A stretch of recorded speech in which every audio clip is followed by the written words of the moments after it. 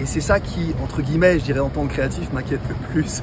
C'est quand même qu'on se rend compte que la big tech et que le B2B de tech, médias, perf, de plein de petites boîtes comme ça, donc passionnantes, hein, toutes ces petites boîtes, mais sont quand même en train de prendre le pas sur la création, quand on compare à il y a quelques années.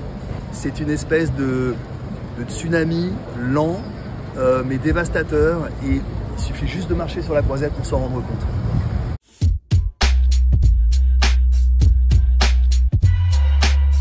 En fait, mon retour au Cannes Lions, c'est vraiment AI Imagination. Ça m'a donné soudain envie de reconnecter avec tout le monde. Et il y a plein d'agences, et j'ai plein de copains dans les agences ici, et j'ai envie de développer avec eux. Donc c'est pour reconnecter un petit peu avec tout ce marché. Au niveau du style de publicité, force est de constater une montée un petit peu du wokisme, avec tout ce qu'il y a de positif, c'est-à-dire un combat vers plus d'égalité dans la société, plus d'inclusion dans la société, mais aussi un côté un petit peu américain quand même. Je trouve que la pub américaine et les grandes tendances américaines, notamment californiennes, arrivent en Europe, et je le sens de plus en plus dans le style de création, dans les awards aussi. Hein. Voilà, les créations qui sont awardées sont de plus en plus wokistes, dans le bon sens et dans le mauvais sens du terme parfois aussi, parce que ça peut être un peu extrême, comme peut être l'Amérique. Sur le fond, quand même, il y a un truc qui m'a frappé, notamment en face du palais. Quand on regarde les logos, il y a un bâtiment avec beaucoup de balcons. Et quand on voit tous les logos et toutes les pubs qu'il y a sur la croisette, en fait, il y a énormément de boîtes que je ne connais pas, dont j'ai absolument jamais entendu parler, et qui sont des boîtes de deep tech, en fait. Parce qu'il y a la tech, bien sûr, Star, qui a pris toutes les grosses plages. Donc, c'est plus tellement les grosses plages des BDO, TVWA et autres, Wieden Kennedy, maintenant, c'est des grosses plages Meta, Snapchat et autres.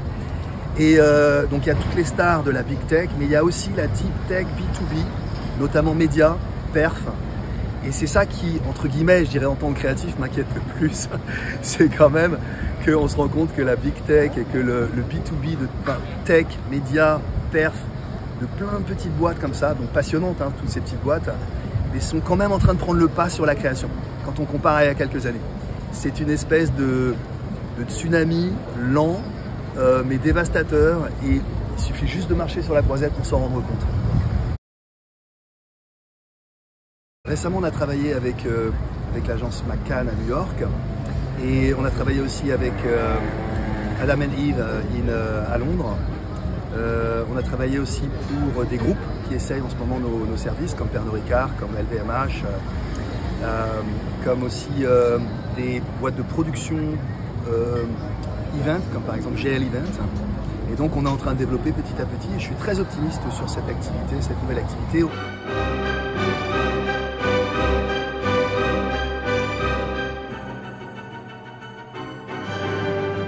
C'est un creative studio qui travaille aussi bien pour les marques directement que pour les agences ou les boîtes de production. Et on travaille aussi bien pour produire des assets consumer facing en externe que pour des assets internes. Et d'ailleurs, plusieurs groupes nous embauchent en ce moment pour faire des assets internes.